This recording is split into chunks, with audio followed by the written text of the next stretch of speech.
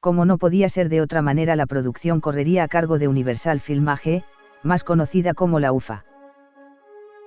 Fundada durante la Primera Guerra Mundial con fines propagandísticos, pasó a manos privadas en 1921, convirtiéndose en la fábrica de la cual surgieron todas las obras maestras del expresionismo. Obras que fueron una cantera de nuevos valores del cine germano y universal a un lado y a otro de la cámara, situando a la compañía en cuanto beneficios a la altura de las grandes de Hollywood y sin equivalente en Europa. Pero todo cambió en 1933. Exiliados casi todos los grandes, la productora pasó a convertirse en el juguete publicitario del Ministerio de Propaganda Nacional Socialista. Bien, es verdad que en adelante no todo sería carnaza totalitaria. Véase por ejemplo el Barón Munchausen. Eso por no hablar de aquellos trabajos que, aun siéndolo, no se les puede negar la categoría de obras maestras. Es este el caso de los documentales de Leni Riefenstahl, Olimpia y El triunfo de la voluntad. Instrumento de un poder absoluto, en definitiva, la UFA acabaría absorbiendo al resto de productoras germanas. En suma, como las SS o la Gestapo, una pieza más de la siniestra maquinaria hitleriana. Tal como se infiere de la carta de Goebbels a Harlan, la película no tenía otro límite presupuestario que el que las necesidades demandaran y las circunstancias permitieran.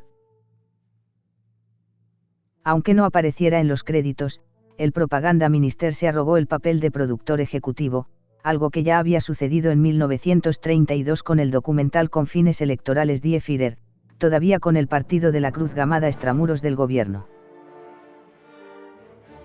Pero ahora las cosas, con el nazismo en el poder y la UFA a su servicio, todo era distinto y Goebbels podía permitirse empeños mayores.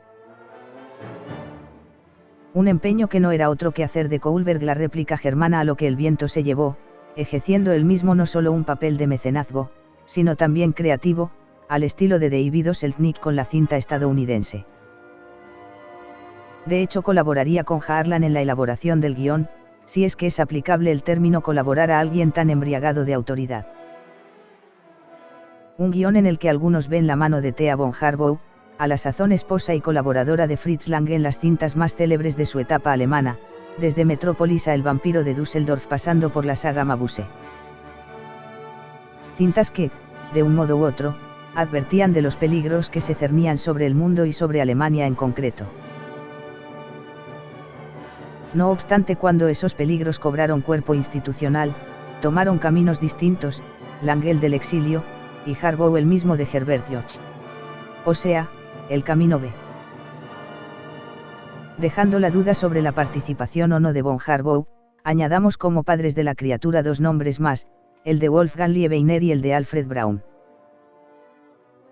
Actor, director y burócrata, Liebeiner fue chico para todo de Goebbels, recibiendo encargos propagandísticos como Yo acuso, apología de la directiva Axiante 4 destinada a la eliminación masiva de discapacitados. En 1943 sería nombrado jefe de producción de la UFA, y desde ese puesto aportaría su grano de arena a Kohlberg. Por su parte, Braun fue otro de aquellos que, provenientes de las antípodas ideológicas del nazismo, se plegaron a él acomodaticiamente. Masón de la llamada logia prusiana naturalmente prohibida por Hitler, procedía del mundo de la radio. Tan famosa era su voz que una encuesta de finales de los años 20 lo situaba como el alemán más conocido después de Hindenburg. Detenido tras llegar el nazismo al poder, emigraría a Suiza una vez liberado, si bien acabaría volviendo a su país en 1939, tentado por los cantos de sirena goebbelsianos. Sin dejar de lado su genuino oficio radiofónico, ejercería de director, actor y lo que se terciase. En el caso de Kohlberg su papel fue el de co-guionista. El rodaje comenzará el 22 de octubre de 1943, el mismo día que los Lancaster de la RAF arrasaban Kassel, 2 días después que hicieran lo propio con Hannover y 2 antes de que los soviéticos reconquistaran Melitopol. Así de difícil lo tenía Goebbels para sus fines propagandísticos. Aparte de la propia Kohlberg, la localidad prusiana oriental Königsberg sería la elegida como escenario. Así ocurrió hasta finales de 1944, cuando la cercanía de las tropas soviéticas a lo que, una vez en manos rusas, pasaría a llamarse Kaliningrado, obligó a buscar un nuevo escenario más al oeste en la localidad de Stettin, actual Szczynek. Pero el inexorable avance del Ejército Rojo obligó a llevar toda la producción a Berlín y sus alrededores.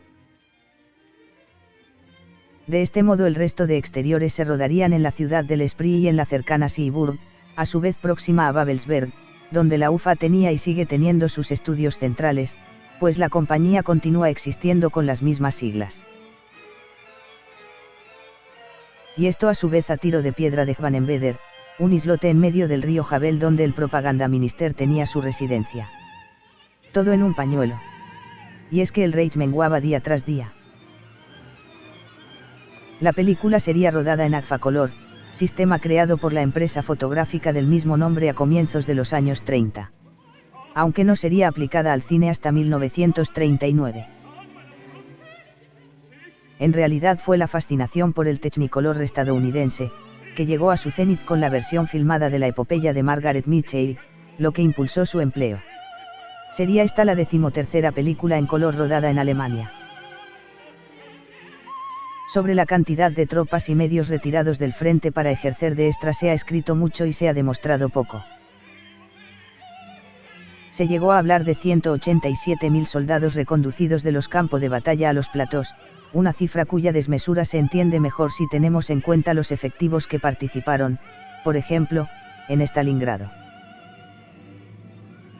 Y es que en la madre de todas las batallas los soldados alemanes desplegados ascendieron a 275.000, mientras que la de soviéticos fue de 187.000, cifra curiosamente coincidente con la de los presuntos extras empleados en Kohlberg. Tanto más exagerada resulta esa cantidad si consideramos que el contingente prusiano en la genuina batalla rodaba los 6.000 efectivos. En realidad ese dato de 187.000, dado por bueno durante décadas por cierto, es el que aporta el mismísimo Harlan en sus memorias. Que llevó al realizador a tamaña exageración. Una posibilidad sería que tratara de marcarse un farol, dando a entender unas capacidades para la dirección de masas que ya las hubiera querido el mismísimo Cecil B. DeMille. Sin embargo, la hipótesis más verosímil tiene que ver con la situación del director tras la derrota del Reich, situación que en su momento abordaremos pero que no hace falta conocer en detalle para imaginarla, cuando menos, complicada. Y es que, de creer a Harlan, esos casi 200.000 soldados empleados como extras eran 200.000 soldados retirados del frente. 200.000 vidas alemanas y otras tantas aliadas que aquellas podrían haberse llevado por delante. Todas salvadas del fragor guerrero por obra y gracia de la épica grandiosidad de nuestro director. Casi nada. De haber sido esto real igual estaríamos hablando del Oscar Schindler del cine.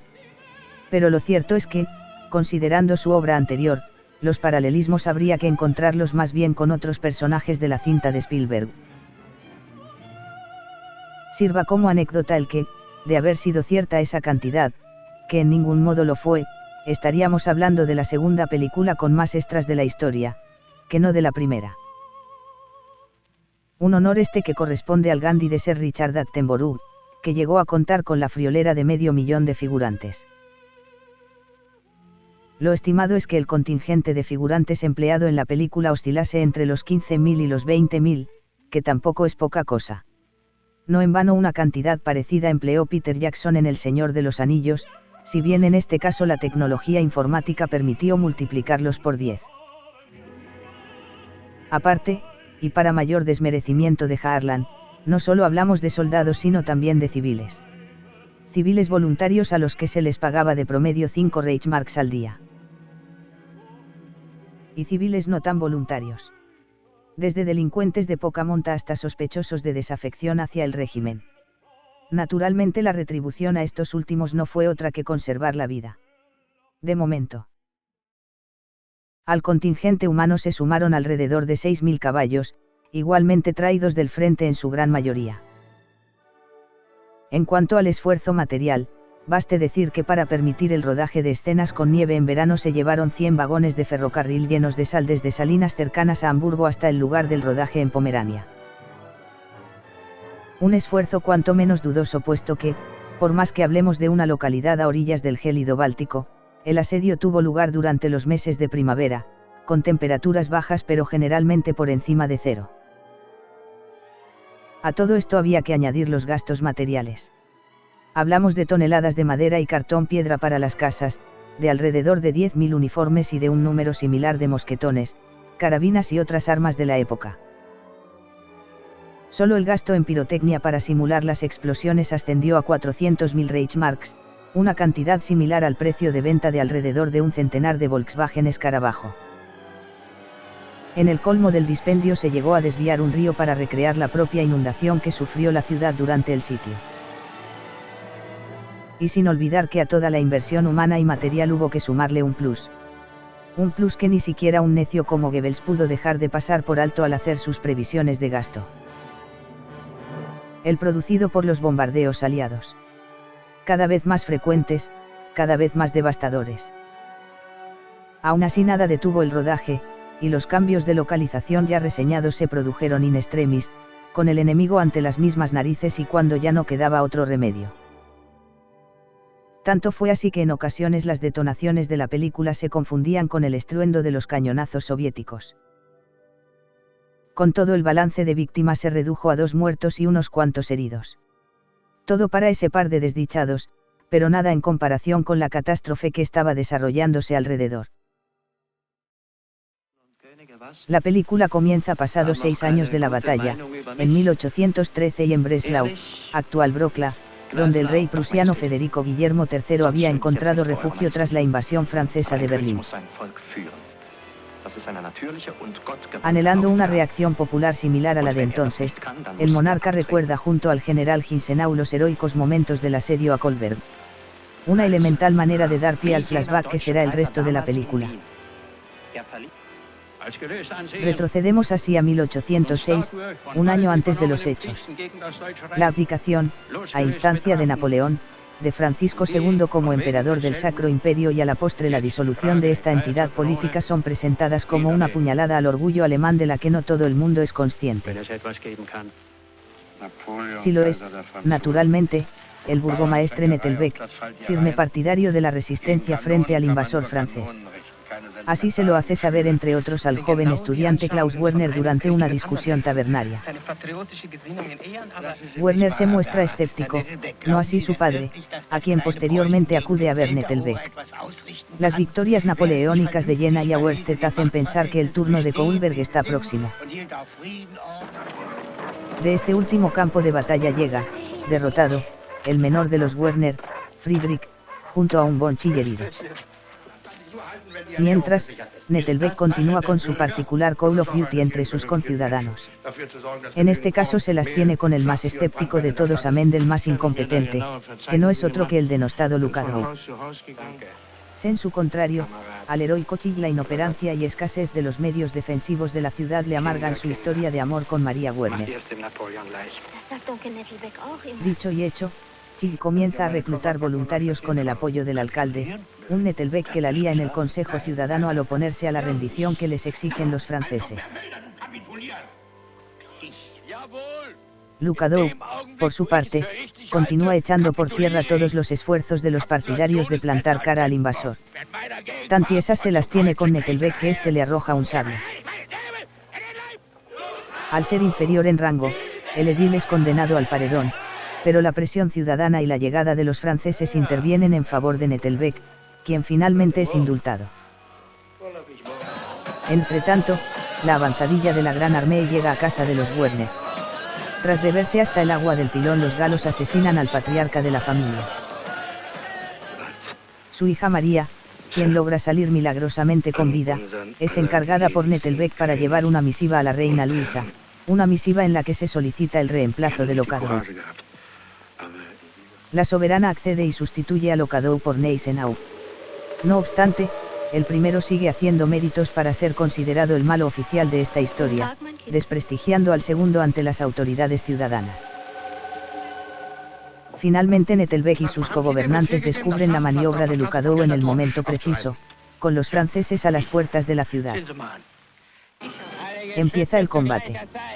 Éxitos y fracasos se combinan por igual en la defensa de la villa. Klaus Werner muere tratando de salvar su violín, moraleja destinada a todos aquellos que piensan más en ellos mismos que en el bien común. A los sitiadores se les añade un contingente llegado de la recién caída Danzig. Las cosas, ya difíciles antes, se tornan imposibles para los prusianos. Gneisenau piensa en rendirse, pero Nettelbeck, con un par, dice que de eso nada. A usted le enviaron a Kohlberg, dice el edil, pero nosotros crecimos aquí, conocemos cada piedra, cada casa, cada rincón.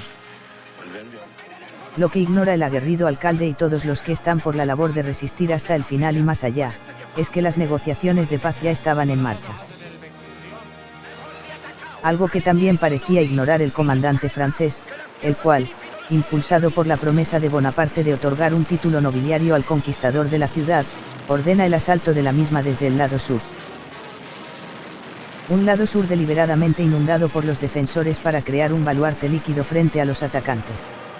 Así las cosas, las pérdidas se disparan tanto en las filas galas como en las prusianas. El dantesco panorama y el avance de las negociaciones impulsan al comandante francés a decretar el alto el fuego. Demasiado tarde para algunos, como Bonchillo, quien, para desolación de su amada María, pereció camino de la cercana Stralsund, a donde acudió para solicitar ayuda. Y, ya fuera de la ficción, demasiado pronto para el comandante francés, de apellido Perrin, quien obtuvo finalmente su ansiado título de conde, pero un año después y por otros motivos.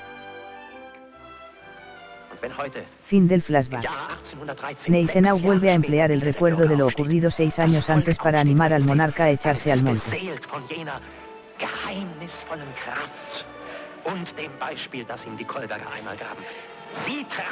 El pueblo se levanta para la batalla de naciones que se avecina. Su Majestad, la tormenta está estallando.